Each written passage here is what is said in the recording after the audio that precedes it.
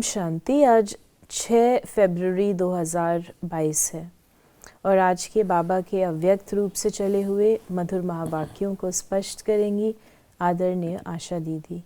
आज की मुरली की रिवाइज डेट है 6 जनवरी 1990 और मुरली की हेडलाइन है होली हंस की परिभाषा। आज ज्ञान सागर बाप होली हंसों का संगठन देख रहे हैं। होली हंस अर्थात स्वच्छता और विशेषता वाली आत्माएं। स्वच्छता अर्थात मन वचन कर्म संबंध सर्व में पवित्रता। पवित्रता की निशानी सदा ही सफ़ेद रंग दिखाते हैं। आप होली हंस भी सफ़ेद वस्त्रधारी साफ दिल अर्थात स्वच्छता स्वरूप हो। तन मन और दिल से सदा बेदाग अर्थात स्वच्छ हो। साफ मन व साफ दिल पर साहब राजी होता है। साथ साथ साफ दिल वाले की सर्व मुराद अर्थात कामनाएं पूरी होती हैं। हंस की विशेषता स्वच्छता अर्थात साफ है, इसलिए आप ब्राह्मण आत्माओं को होली हंस कहा जाता है। चेक करो कि मुझ होली हंस आत्मा की 4 ही बातों में अर्थात तन मन दिल और संबंध में स्वच्छता है। संपूर्ण स्वच्छता व पवित्रता यही इस संगम युग में सबका लक्ष्य है, इसलिए ही आप ब्राह्मण सुदेवताओं को संपूर्ण पवित्र कहा जाता है। सिर्फ निर्विकारी नहीं कहते, लेकिन संपूर्ण निर्विकारी कहा जाता है। 16 कला संपन्न कहा जाता है। गायन आपके ही देवता रूप का है, लेकिन बने कब? ब्राह्मण जीवन में व देवता जीवन में। होली और हंस। हंस अपने आप में ही बहुत ब्यूटीफुल है, लेकिन बाबा ने कहा होली पवित्र, और वो परिभाषा बाबा ने बताई स्वच्छता। स्वच्छ कब बनते हैं?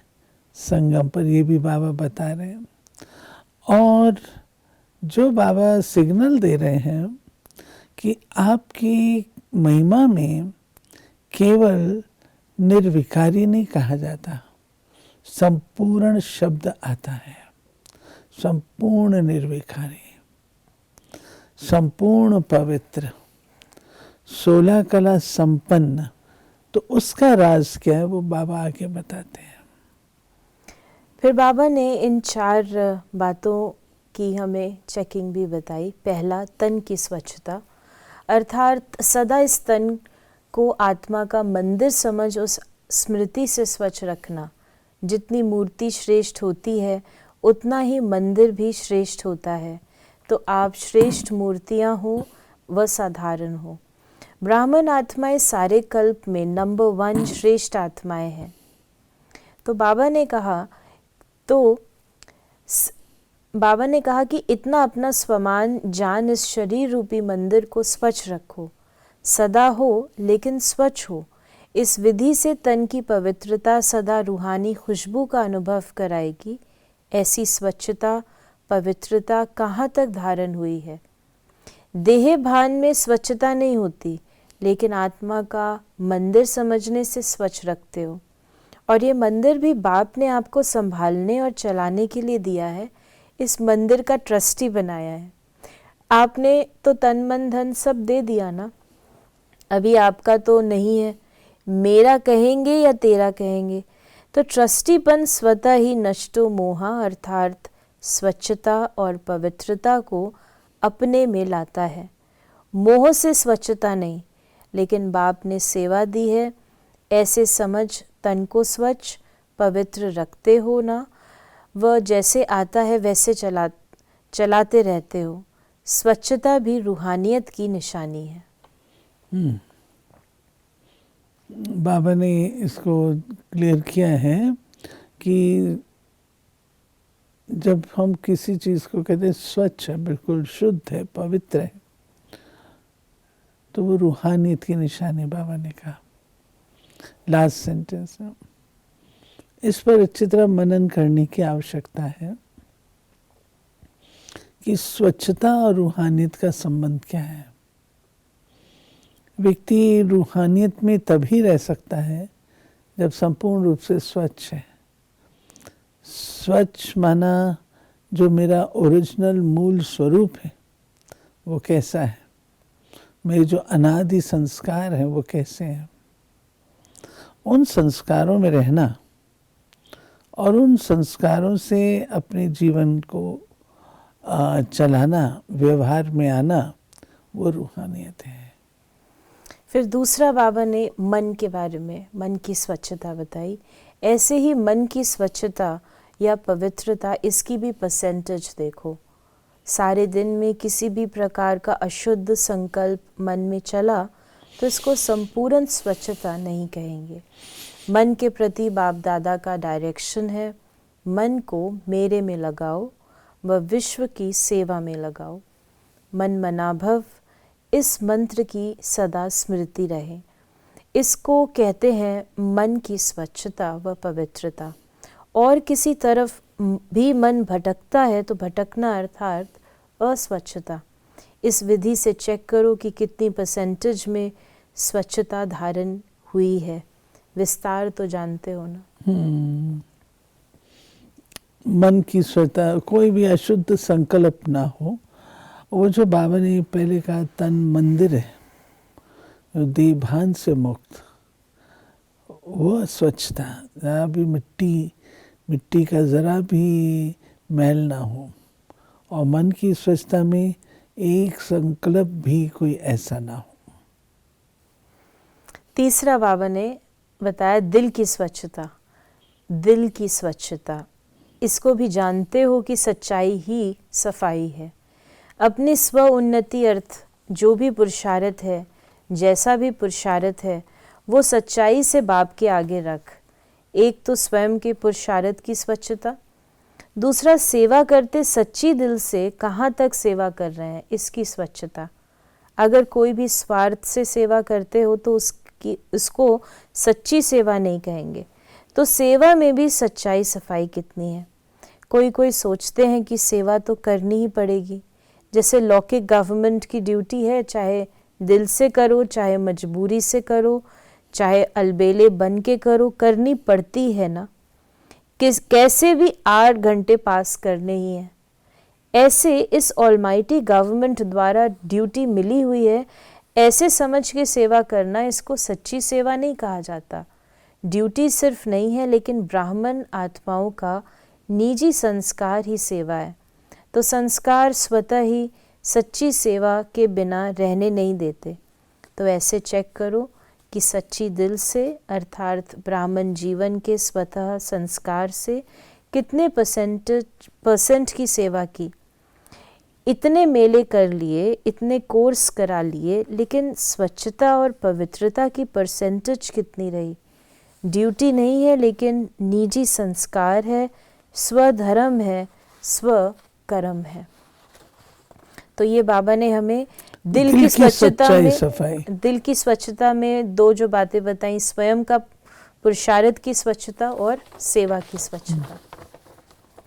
और चौथा संबंध में स्वच्छता।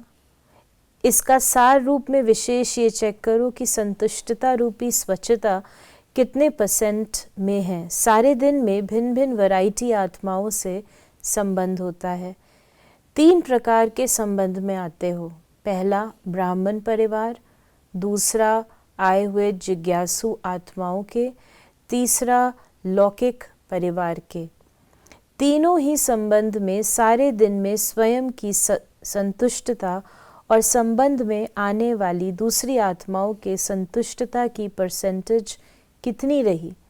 संतुष्टता की निशानी स्वयं भी मन से हल्के और खुश रहेंगे और दूसरे भी खुश रहेंगे।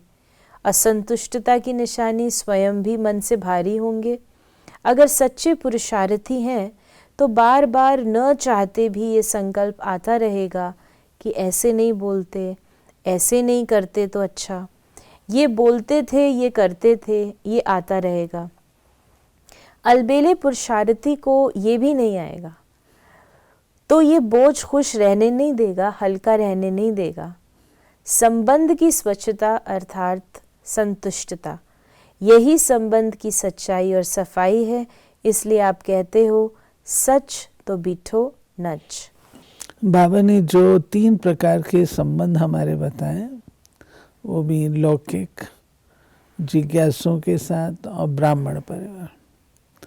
और सारे दिन में बाबा ने कहा जो तुम्हारी लेन देन होती है उनके साथ व्यवहार होता है, उसमें अगर तो संतुष्टता है तो माना स्वच्छता है, और अगर संतुष्टता नहीं है तो ज़रूर कोई तो कारण है।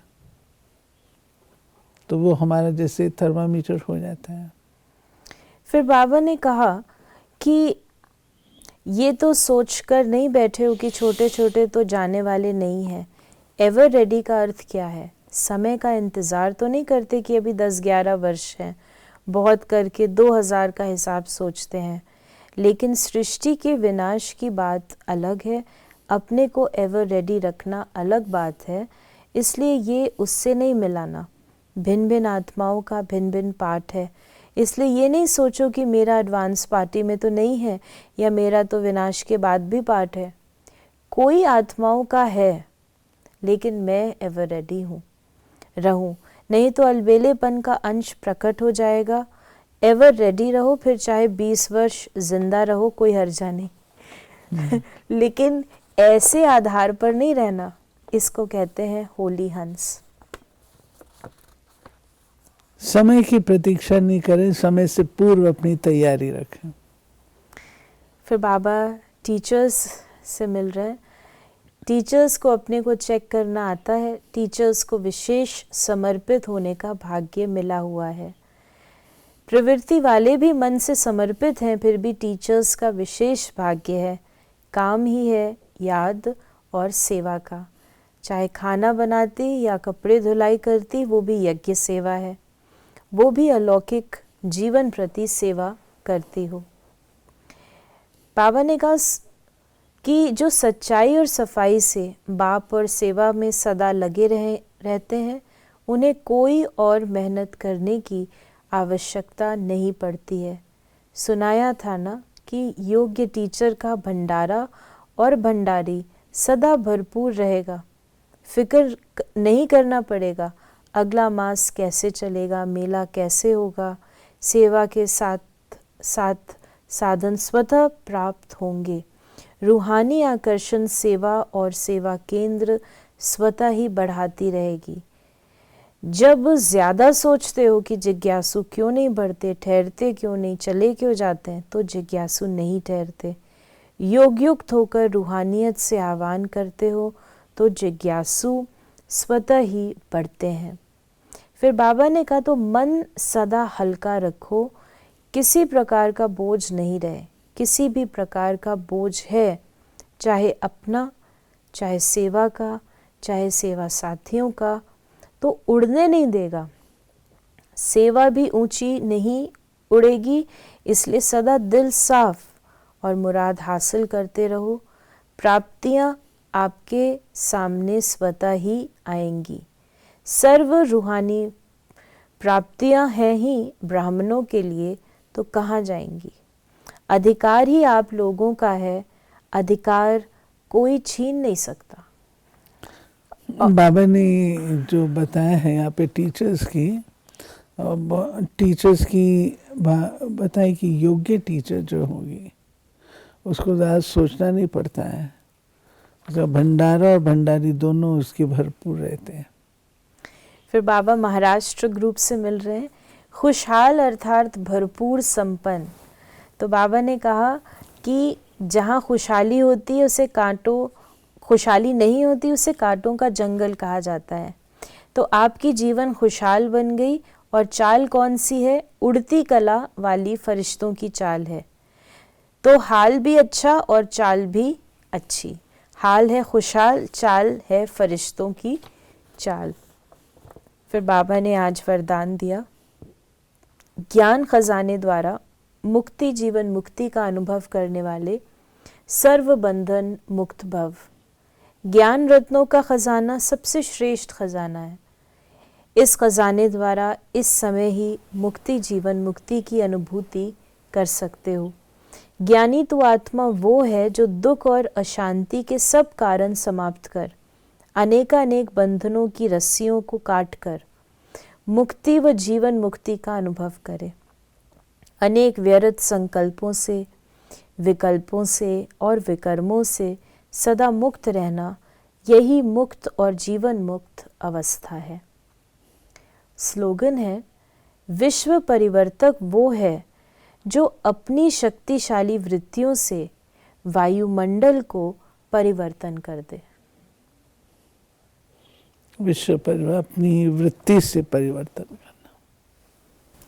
तो ये थे बाबा के आज के अव्यक्त रूप से चले हुए महावाक्य।